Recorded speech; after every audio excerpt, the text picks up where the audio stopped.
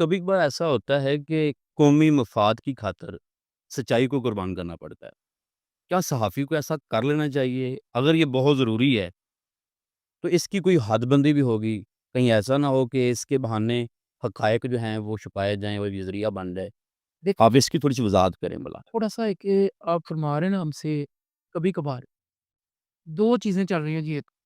ایک آپ کی پاکستان کے اندر کی صحافت اور ایک آپ کی ریاست کی صحافت ہے۔ جی، بالکل۔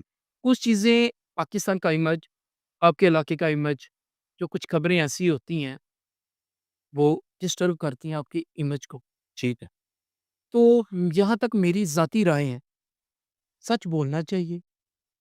کچھ ایسی خبریں ہوتی ہیں جو غیر اخلاقی ہوتی ہیں، میں سمجھتا ہوں جس سے ریاست کی یا علاقے کی نموشی ہو یا کوئی منفی تاثرات جائیں، تو ان کو ذاتی مفاد کی خاطر ہاں جی، ہاں جی۔ چھوڑ دینا چاہیے، کیونکہ ریاست کا جو امیج ہے آپ دیکھ لیں دوسرے ممالک ہمارے پاس وہ کنٹرولڈ جرنلزم کر رہے ہیں۔ ہوں۔ ریاست کی پالیسی کے بغیر کوئی ایسی خبر باہر آپ آن ایئر نہیں کر سکتے۔